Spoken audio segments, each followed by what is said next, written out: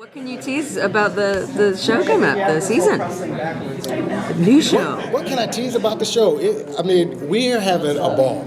You know, it was kind of crazy. I found out at the last WonderCon a year ago that we'd be doing it, and so it's been a long year waiting for it to come out, and it's cool to be able to just really flesh out just how insane it really is to be a teenage superhero. These are not normal personalities. These are personalities to the nth degree. And when you go in this kind of comic, forum, then you can really stretch what that means. It's like Robin. All of this humor is so funny because it's based in what these characters are. That how meticulous Robin is. He's got to have his stuff just like this. And Starfire is so sweet to a fault. And Cyborg is just all about having a good time and stuffing his face and let's do some, and then do I really have to slow down to do anything else? It's so you're kind of delving a lot deeper into the characters than you would think, because it's such a crazy comic show. So yeah. From what I've heard of the last night's screening, people were enjoying it, and it was a little bit darker than they were expecting. It was darker? A little bit, tonally wise.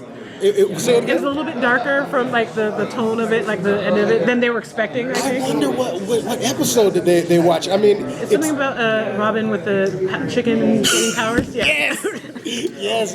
It goes. I wouldn't say it's dark. It's crazy. It's weird. Yeah. But the cool thing about the show is that each kind of little short is 12 minutes long. And you push the reset button at the end. So it doesn't matter what kind of craziness happens to them. It's like reset button and then we start over again. But that also means that, you don't know if they're just going to get blown to smithereens, if somebody's going to lose a toe, it's all going to, they are going to push it to the nth degree. And that, and the Robin episode, it's so great because they took that old movie, The Fly, and it kind of made it a little kiddier, but still, it is The Fly, so Jeff Goldblum still scares me. And he seems like an affable fellow, but I can't get that fly out of my head. How do you like joining DC Nation? It's been so exciting that Cartoon Network is allowing you to have it. Oh, dude, I love it. I did Young Justice before this, which kind of started the DC Nation whole thing, and so I've loved playing those characters, and now jumping on this one. I love me some DC. Bring it on, and I just keep living my fantasies of playing, these characters that you grow up reading in comic books, and all of a sudden you get to do it for a living. People tune in every week to watch. That's awesome, and that's what's awesome about the conventions like this is that because you don't get you're in a booth recording, you don't get to see it all. This is great to feel the energy, and the best part is when you see the people.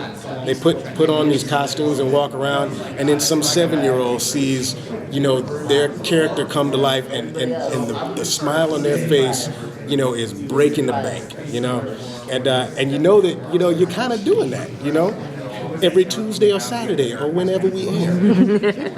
I believe it's April 23rd at 7:30, only on Cartoon Network. Way to get that plug in. Yeah. It's one of my talking points. So now I can start drinking. So in terms of this, like you're saying, it's a reset button. Everything's like really, really heightened, and the comedic value is way left field. Is it something that it kind of is weird to adjust to, or it was because we love these characters. This was my first audition, voiceover audition, and this was my first job 10 years ago doing Cyborg.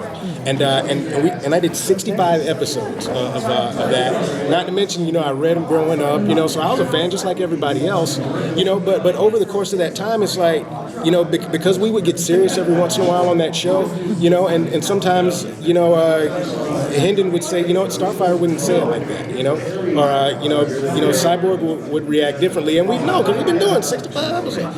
But so there's a tendency to be like, and a lot of the fans, I know are worried, because, oh no, what are they going to do? Are they going to change it? And the thing that we had to realize is that they're not changing the characters. They're really, just putting the spotlight on them and saying, when we all get irrational, we all have those insecurities, and when these characters, in a heightened comedy, those securities are heightened. And that's where a lot of the comedy comes from. And so for a second, it was like, dude, what just happened? We were like, it's okay, we just hit the reset button. We're like, oh, so we're not dead? We didn't all just die? No. So it's okay. It's okay. We get to play again, We get to play over and over. It really is kind of like you got your action figures in the backyard and you can just throw them off the roof, and you just tape them back together and play again. That's kind of what we're doing, That's kind of what we're doing. It's good times, people. It's good times had by all. Now, do you miss Young Justice? Because that was one of my favorite shows, and I was heartbroken. I know. Yeah, I am too. I wanna know what happened. They show a dark side at the end.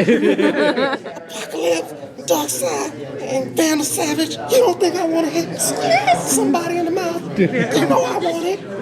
But who knows how all of these things work out? But I love Young Justice. I love being able to help create a character like Aqualad, who really was brand new, Like Cyborg had been around long before I ever got into it, but this version of Aqualad was created even before the comic version was created, and so and that voice I've done a lot of different voices for a lot of games and cartoons, but I'd never used that voice on anything. It was reading the copy and looking at this amazing artwork that they did, looking at it, and that's the voice that came out of me, and I'm really proud about being able to be a part of that creative process, So I love Young Justice. I love what we've done. I love all the twists and turns and the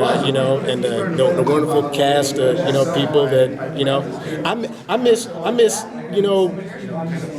Nolan North saying something inappropriate. I miss Danica and Stephanie, just like, sassy and sexy and awesome, and Jason Spisak, whose butt will just not quit, they're awesome. They're all awesome. So have you seen anybody running around basically dressed like you today? Not today. You know what? I've been coming in and doing these things. I haven't. Last year, actually, when I came to WonderCon, I was promoting an independent film that I did, and I walked in, and there was Aqualad, all spandexed up, and I was like, well, I guess somebody's liking the show. That's really cool, It was awesome. Sometimes I kind of think maybe I should take the time and make a Black Manta costume and just walk around and just nobody knows it's me, But that's gonna take some time, You don't want to halfway do it, You gotta get it right. Light up eyes. Exactly, exactly. You want to. Exactly. A little smoke comes out. Little smoke. Little smoke. Can we start a rumor that Justice League is what they're going to do? Yeah, we can start. Let's start a rumor that they're going to do Justice League. Cheer! Somebody just. Oh man, did I just get somebody in trouble? Me? Did I just get in trouble? No. You know what? That's how it starts. That's how it begins. You know what? We're doing the Justice League. We're doing the Justice League, and we're killing it right now. Or not.